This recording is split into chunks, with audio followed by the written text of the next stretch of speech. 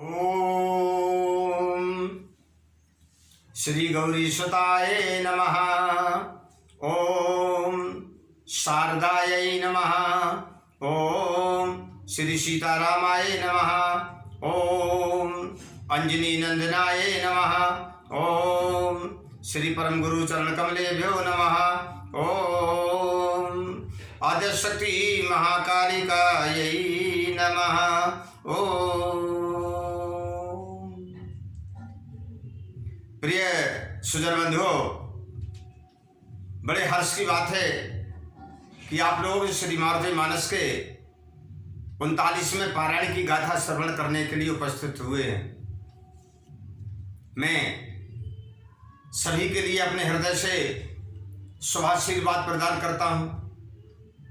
देवियों, बेटा बेटियों, आप लोग सभी कथा सुन रहे हैं, ना सुन रहे हों तो अवश्य सुने। मैं बार बार यही आग्रह करता हूँ। हनुमान जी सरकार का चरित्र इस कलयुग में संसार वालों के दुख मेटने वाला चरित्र है। बंधुओं, कल की गाथा में आप लोगों ने सुना कि हनुमान जी के साथ में पूरा वानर दल उस गुहा से आगे निकल करके एक बहुत सुरम्य स्थान पर पहुंचते हैं। बंधुओं, आप लोगों ने जो कल की गाथा में सुना था वह प्रकृति का वर्णन था। वहां के वृक्ष, वहां की लताएं सब प्राकृतिक थी। अब आज की गाथा में आप जो सुनने जा रहे हैं वह प्राकृतिक नहीं है, वो पूरे के पूरे वैज्ञानिक दृष्टि से रची हुई सृष्टि है। हाँ बंधुओं, रचने वाला जो था वह इस संपूर्ण सृष्टि का अनुपम कलाकार था।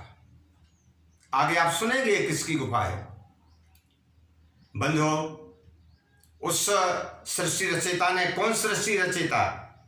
ओ गुहा के मध्य की सृष्टि रचयिता ने अमृत की कुछ बूंदें ला करके एक तालाब में डाल दी थी। तालाब में चारों तरफ सोने की सीढ़ियां थीं, सोने के खंभे लगे हुए थे, ऊपर से सोने की बढ़िया छत थी।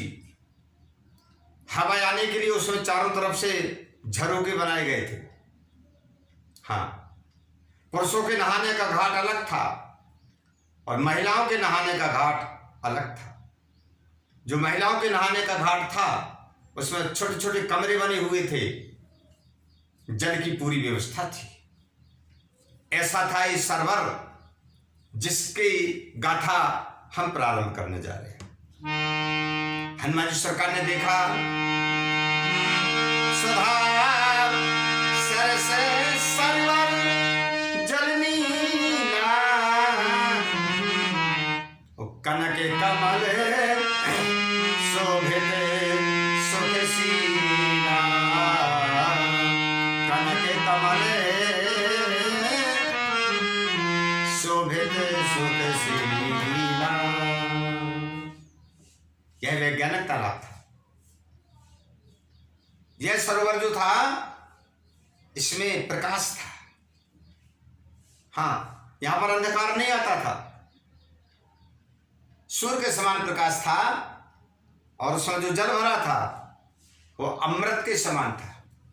नीला, गहराई का कोई पता नहीं, कितना गहरा था पता नहीं, इसलिए उसका जल नीला था।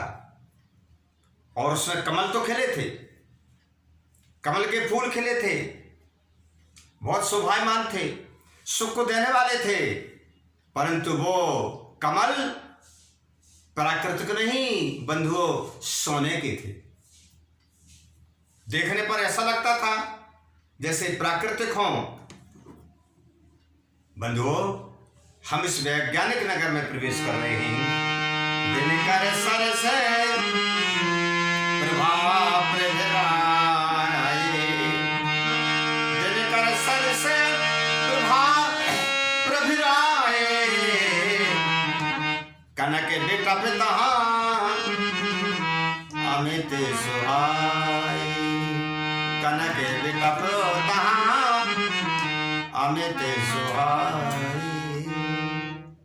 हाँ, उस तालाब के चारों ओर जो वृक्ष लगे थे वो भी सोने के थे, परंतु उसमें एक अद्भुत तरीके से प्रभाव था। वह क्या प्रभाव था? ये वृक्ष जो है ऐसा लगता था जैसे सूर्य की किरणें बिखेर रहे हों। ऐसे यंत्र लगे थे उसमें, ऐसी मणियां लगी हुई थी उनमें, ऐसा लगता था दिनकर सरस सूर्य के समान प्रकाशित हो रही थी। बंधुओं, ये अद्भुत नगर जो था बहुत सुंदर था। हनुमान जी सरकार ने बानरों से कहा, सावधान, ये प्राकृतिक नहीं, ये वैज्ञानिक हैं, विज्ञान से रचे हुए हैं, इसलिए इनको स्पर्श नहीं करना, केवल देखते चलो। देखे कबीर का भवन अनेका, देखे कबीर का भवन अनेका, परम विचित्र एक एका, परम विचित्र एक एका। क्या देखा उन्होंने? इतने महल हैं, इतने भवन हैं, गिनती नहीं की जा सकती।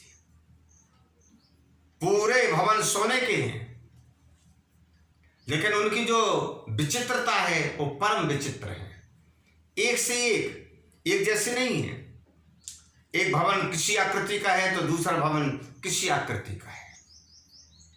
ऐसे परम विचित्र। परम विचित्र किससे कहा जाता है? बंधुओं, चित्र वो है जो हम सामने देख सकें, विचित्र वो है हमें जिसके समझने में देर लगे। परम विचित्र वो है कि जो हमारी समझ में नहीं आए। ऐसे महल थे एक से एक, छोटी मोटी जगह में नहीं थे, और पूरा का पूरा नगर सज्जनों एक योजन में बसा था। अर्थात 18 किलोमीटर लंबा और 18 किलोमीटर चौड़ा गोलाई में था। वो अति उज्जवल नगर था। कनक रजत मणि जटित विमाना, सोहत राज भवन अस्थाना, सोहत राज भवन अस्थाना। वाह! नगर में भवनों का वैभव तो हम ज्यादा कह नहीं सकते, क्यों? परम विचित्र नगर था वो। चारों तरफ यंत्र लगे हुए थे, अपने आप से ठंडी ठंडी हवाएं आ रही थी। ऋतुओं के अनुसार हवाओं का रुख बदलता था, मंद मंद पवन चल रही थी, यंत्रों का प्रकाश हो रहा था, महलों की आकृति बदल रही थी। सामने वाला जो महल देखा या भवन देखा, यदि थोड़ी देर बाद देखा तो उसकी आकृति अपने आप बदल जाती थी। ऐसे भवन थे बंधुओं। उन प्रत्येक भवन के द्वार पर सोने एवं चांदी व मणियों से जड़े विमान रखे हुए थे। उन विमानों में सोना भी था, चांदी भी थी और मणियां भी थी। वो विमान स्वेच्छाचारी थे। उनमें ऐसे यंत्र लगे थे कि वो स्पर्श करते ही या उस यंत्र के प्रारंभ करते ही वो उड़ने लगते थे। पूरे राजभवन के स्थानों पर, महलों के सामने बहुत बड़े प्रांगण में विमान रखे हुए थे। नगर नगर सकल विधि वैभव भारी, इकली बैठी तहाँ बर नारी,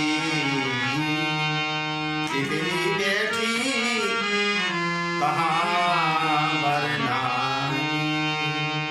बंधु, नगर का तो वैभव कहा नहीं जा सकता। परंतु सबसे विचित्र बात एक थी कि उस पूरे नगर में रहने वाला कोई नहीं था। और पूरा नगर नर नारियों से विहीन था। पक्षी तोड़ रहे थे पर वो विज्ञानमय थे, भौरे तोड़ रहे थे पर वो विज्ञानमय थे, हंस तोड़ रहे थे पर वो विज्ञानमय थे, क्रौंच तोड़ रहे थे पर वे विज्ञानमय थे। माने पूरा नगर विज्ञानमय था। हनुमान जी सरकार ने देखा एक राजभवन है जो सर्वश्रेष्ठ भवन है। उस राजभवन के सामने एक वृक्ष के नीचे केवल अकेली एक स्त्री बैठी है। इतने बड़े नगर में कोई नहीं दिखा, केवल एक स्त्री दिखी। हनुमान जी के मन में थोड़ा संदेह हुआ। उन्होंने जामवंत की ओर देखा, इशारा किया, क्या कहा, वृक्षराज, इतने नगर के बीच में अकेली एक नारी, ऐसा तो नहीं कहीं यही सीता माता हो, रावण ने उनको छुपाकर यहां रखा हो। जामवंत मुस्कुराए। उन्होंने कहा हनुमान जी से, पवन पुत्र, हम ऐसी मूर्ति की खोज करने के लिए निकले हैं, हमने आज तक उन्हें देखा भी नहीं। हम एकदम से कैसे कह सकते हैं सीता है बिना परीक्षण के? इसलिए उनसे वार्तालाप करो, उनसे प्रश्न करो, पता चल जाएगा वो कैसी थी। शोभित तने निर्विछाल पुराना, बलकल बसन बिमल परिधाना, बलकल बसन बिमल परिधाना। क्या देखा? उनके शरीर पर मृग की छाला थी, वो भी मृगछाल नई नई थी, बहुत पुरानी थी। उनके बाकी अंगों के ऊपर वलकल वस्त्र थे। वलकल वस्त्र उसे कहते हैं जो वृक्षों की छाल से बनाए जाते हैं। हाँ, एक बेनी माने एक जटा बनाए, गले में माला, हाथ में माला, परमात्मा का ध्यान लगाए वो देवी बैठी थी। हनुमान जी ने विचार किया कि माता सीता जो है वो वृक्षाल धारण नहीं किए, माता सीता वलकल वस्त्र धारण नहीं किए, माता सीता के शरीर के ऊपर तो दिव्य वस्त्र हैं।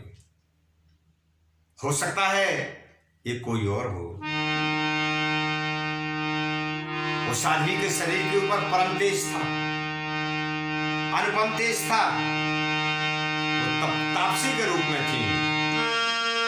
परम तेज तन प्रभा अनुपा, अनुपा, अनुपा, अनुपम मदन तापसी रूपा, अनुपम मदन तापसी रूपा। उनके चेहरे का प्रकाश देखने लायक था। उनके रोम रोम से दिव्य प्रकाश झलक रहा था। उनका शरीर ऐसा नहीं लग रहा था कि ये मानव का शरीर है, नहीं, अनुपम था। लगता था जैसे कहीं से प्रकट हुई हो। रूप जो उनका था वो तपस्विनी का था। उनका प्रभाव वानरों के ऊपर पड़ रहा था। हनुमान जी जैसे शक्तिपुंज का मन उनको प्रणाम करने के लिए कह रहा था। बंधु, इस शक्ति का प्रभाव है। चंचल गतिमति छाड़ सो सीता मन अनुमाना, मधुर मृदुर अति विनय बोले कपि हनुमान। बंधु, जामवंत ने कहा था प्रश्न करो, वार्तालाप करो, वार्तालाप करने से पता चल जाएगा। हनुमान जी सरकार ने, ये समस्त वानरों ने अपनी चंचल गति और चंचल मति को छोड़ा। फिलहाल तो उन्होंने सीता ही समझा, इसलिए बहुत मीठे संतुलित वचन विनय के सहित हाथ जोड़ते हुए हनुमान जी सरकार बोलते हैं, क्या कहा उन्होंने? सबसे पहले प्रश्न ने पूछा, उन्होंने कहा देवी चरण तव विनय प्रणाम। हनुमान जी कहते देवी पहले तो अपने चरणों में विनय युक्त मेरा प्रणाम स्वीकार करें। तापसी ने नेत्र खोले, मंद मंद मुस्कुराई। हनुमान जी कहते देवी देवी चरण तव विनय प्रणाम, तुम्हारे दरस मिलो विश्राम, तुम्हारे दरस मिलो विश्राम। हनुमान जी सरकार बहुत बड़े ज्ञानी थे, वाणी के तो बुद्धि के सागर थे। कैसे बोलना है, कहां से शुरुआत करना है, वाणी का कितना प्रभाव पड़ेगा, अच्छे ढंग से जानते थे। उन्होंने प्रणाम करके कहा देवी आपके दर्शन करने से हमें विश्राम मिला है, विश्राम मिला है। अभी तक हम लोग बहुत परेशान थे, थके हुए थे, सशंकित थे। देवी कहा हुआ बोले वर्ष सुनामा, गुहा भवन के ठामा, गुहा भवन के ठामा। देवी मेरे मन में जो संदेह है, मैं संदेह को निवारण करने के लिए आपसे पूछ रहा हूं। आप अपना नाम सुनाएं, अपने वंश का नाम बताएं, अपने पिता का नाम बताएं, और यदि आप विवाहित हैं तो अपने ससुराल पक्ष का नाम बताएं। देवी आप यही बताएं कि इस गुफा नगर में आप अकेली बैठी हैं, कारण क्या है? यह नगर आपका है या किसी और का? हनुमान जी ने जब ऐसा पूछा, देवी शान के सहित चुपचाप बैठी है, कुछ नहीं कहा। यह धैर्य का कारण, जैसे हनुमान जी भगवान राम के सामने आए थे तत्काल उन्होंने कुछ नहीं बोला था, इसी प्रकार आज वो तपस्वी कुछ नहीं बोल रही है। हनुमान जी ने फिर अपना मंतव्य बताया, हमें कपीश्वर में लागी अति प्यासा, आए यहाँ ले कछु आशा, आए यहाँ ले कछु आशा। देवी हम पूरे वानर थके हुए हैं, हम सभी प्यास से विशेष व्याकुल हैं।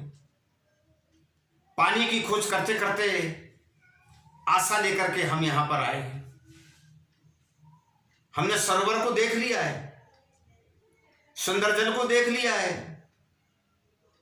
पर देवी हम धर्मानुकूल आचरण करने वाले हैं, बिना आज्ञा के जल का पान नहीं करेंगे। यदि आपकी आज्ञा हो तो हम अपनी प्यास बुझाएं।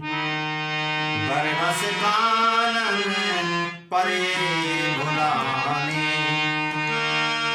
बरबस कानन परे भुलाने, दिशा ज्ञान मगे भय अनजाने, दिशा ज्ञान मगे भय अनजाने।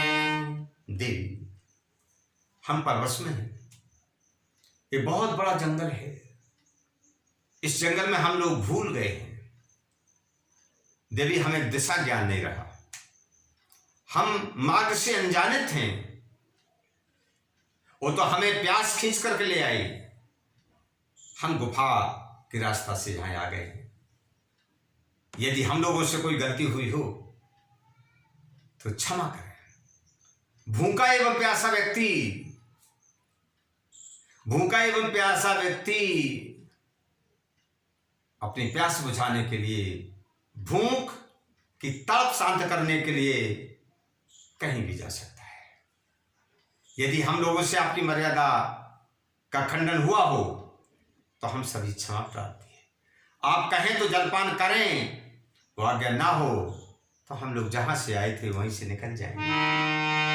करहु कृपा कछु बोलहु माता, करहु कृपा कछु बोलहु माता, देश देख भय शीतल गाता, देश देख भय शीतल गाता। हनुमान जी सरकार ने हाथ जोड़े, वो कहा हे माता, अभी तक देवी कहते रहे हैं, बोलते माता, कृपा करो, कुछ तो बोलो। आपने मौन धारण व्रत तो नहीं लिया? उन्होंने सिर हिलाया कि नहीं लिया। हे माता बोलो। आपका वेश देख करके हमारा हृदय शीतल हो गया। हनुमान जी ये सीधे तौर पर नहीं कह पाए कि आपका वेश देखकर मुझे ऐसा लगता है कि आप सीता हैं, नहीं, शीतल हो गया। सुनते वचन बोली तब निंदा, पवन तनय छाणहु चित चिंता, पवन तनय छाणहु चित चिंता। ओ महान तपस्विनी, जब उन्होंने कहा माता कुछ बोलो, तो वो प्रेम से बोली, सीधे बोली, बिना परिचय पूछते हुए बोली, ए पवन पुत्र, मैं तुम्हें जानती हूं, तुम्हारा नाम हनुमान है, तुम चिंता को त्यागो। हनुमान जी चौंक गए, क्या बात है? फिर श्री राम से मिला था तो नबी तत्काल बोला था तुम हनुमान हो, आज देवी भी बोल रही कि तुम हनुमान हो, क्या माता सीता तो नहीं है? क्या माता जानकी तो नहीं है? लेकिन वो बोलती है, मैं बता रही हूं मैं कौन हूं, मैंने ही तुमको यहां बुलाया है। हाँ, मैंने ही तुम्हारे हृदय में प्यास जगाई, मैंने ही वो अपने सरोवर के पक्षी जिनके पंख जल से भीगे हुए थे उनको पहुंचाया था, जिससे तुम इसी मार्ग से मेरे पास आ जाओ। देवी, आपने मुझे बुलाया? हाँ। आपने मुझे क्यों बुलाया? देवी कहती है, मैं तुम्हारी सहायता करना चाहती हूं, मैं भगवान शिव की अचल भक्ता हूं, भगवान शंकर की आज्ञा है कि मार्ग बताओ, इसलिए पुत्र हनुमान, मैं सीता नहीं हूं, इस भ्रम में नहीं रहना, मैं सीता नहीं हूं, मैं सब जानती हूं। यहां जाओ ने कारण तुम्हें आए, जानते हम सब नहीं जनाए, जानते हम सब नहीं जनाए। पवन पुत्र, तुम जिस कारण से यहां आए हो, या मैंने जिस कारण से तुम्हें यहां बुलाया है, हम वो कारण जानते हैं, हमें तुमसे पूछने की जरूरत नहीं है, हम तुम्हारे बिना प्रश्न किए ही सब बता रहे हैं। पहले बैठो, शांति से बैठो, यहां बैठो, मैं तुम्हें बता रहा हूं। क्या तुमने मैदानों का नाम सुना? हनुमान जी सरकार ने कहा, हाँ सुना तो है। वो मैं विज्ञान में विशारद हैं, महाविशारद हैं, उनके ऊपर माता सरस्वती ने और भगवान शंकर ने कृपा की है। वो सामान्य दानव नहीं है, नहीं, जैसे देवताओं में विश्वकर्मा है, उसी प्रकार ये मैदानों है। इनके ऊपर माता सरस्वती की, भगवान शिव की विशेष कृपा है, वरदानी है। हनुमान जी ने कहा, तो माता बताएं वो है कहाँ, मैं उनके दर्शन करूं? बोले वो अभी नहीं मिलेंगे। माया सरमय महा विशारद, और जही पर कृपा कीन्ही शिव शारद, जही पर बड़ी कृपा कीन्ही से सारद। हे पवन पुत्र, आज जिस स्थान पर तुम खड़े हो, जिस नगर को तुम देख रहे हो, जिस नगर को देख करके तुम आश्चर्यचकित हो, यह नगर मैदानों ने बनाया है। हनुमान जी ने फिर कहा, माता बताएं मैं उनके दर्शन करूं। बोले अभी दर्शन नहीं होंगे, अभी तो उनकी कथा सुनो। कनक रतन रच नगर सुहावा, माया बल मैं यहाँ बनावा, माया बल मैं यहाँ बनावा। उन दानव राज मैदानों ने भगवान की कृपा प्राप्त करके, माता सरस्वती की कृपा प्राप्त करके ये नगर अपने माया के बल पे बनाया है। हनुमान जी ने कहा मां तो क्या ये माया है? माया तो उसे कहते हैं जो दिखती है पर होती नहीं है। नहीं, माया का अर्थ है उनका विज्ञान। और सुनो, ये पूरा नगर उन्होंने एक रात्रि में बनाया है। अच्छा, एक रात्रि में? हाँ। तो क्या वो यहां पर रुके हैं? हाँ, रुके हैं। अब कहां हैं? बोले धैर्य रखो, मैं बताऊंगी अब कहां हैं। पवन पुत्रों, मानव जीवन में हर प्रकार का अवसर आता है। कभी उसका प्रेम बढ़ता है, कभी उसे कोई अच्छा साथी मिलता है, और कभी कभी समय आने पर वह साथी उसको छोड़कर चला जाता है। उसके प्रभाव से वह दुखी हो जाता है। यही पूरी की पूरी कथा मैदानों की।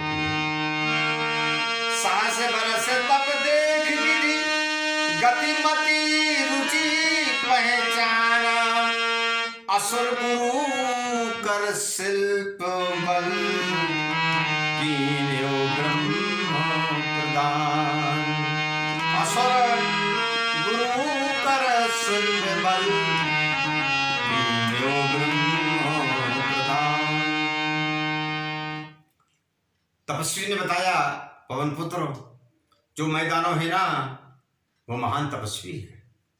उन्होंने 1000 वर्ष तक ब्रह्मा की तपस्या की थी। हाँ, और यहीं पर की थी, इस स्थान पर की थी। अच्छा, बोले फिर हनुमान, ब्रह्मा जी प्रसन्न हो गए, और ब्रह्मा जी ने प्रसन्न होकर उन्हें असुर के गुरु का बल दिया। जो असुरों के गुरु शुक्राचार्य में बल है ना, वह बल ब्रह्मा जी ने उन्हें दे दिया, और संपूर्ण शिल्प कला का ज्ञाता बना दिया। संपूर्ण शिल्प कला के ज्ञाता मैदानव, आगे कथा में और सुनाऊंगी, उनका ये नगर है। जो तुमने प्रश्न पूछा था, ये नगर किसने बनाया, इस नगर में कोई क्यों नहीं है, तो मैंने तुम्हें बता दिया, यह नगर मैदानों का बनाया है, एक रात्रि का बनाया है। मैदानों ने अपने रहने के लिए बनाया था, परंतु आज किसी कारणवश मैदानव इस नगर को छोड़कर चले गए हैं, और इस नगर की रक्षा के लिए उन्होंने मुझसे कहा, इसलिए मैं इस नगर की रक्षा के लिए बैठी हूं। नगर की रक्षा के लिए तो ठीक है हनुमान, रामचरित्र में सहायक बनने के लिए मैं यहां बैठी हूं। मुझे पता है रामावतार होगा तो हो गया, मुझे पता था तुम लोग आओगे, आ गए। मुझे पता है कि तुम सब हमारे हितैषी हो, मुझे पता है कि मुझे तुम्हारी सहायता करनी चाहिए, इसलिए बैठो, आराम से बैठो। थोड़ी देर बाद जलपान करना, मीठे मीठे फल खाना, मैं तुम्हारी सहायिका हूं, और तपस्विनी के नाते मैं तुम्हें आशीर्वाद देती हूं, उसको ग्रहण करो। बंधुओं, आज हनुमान जी सरकार का उन तपस्विनी से भेंट हुई, कल की गाथा में आप लोग सुनेंगे तपस्विनी कौन है, इनके पिता का नाम कौन है, यहाँ पर क्यों बैठी हैं, कारण क्या है। ये गाथा आप अगले आने वाले पारायण में श्रवण करेंगे। बंधुओं, इतना कहता हुआ मैं अपनी वाणी को विश्राम देता हूँ। बोलिए श्री हनुमान जी सरकार की जय।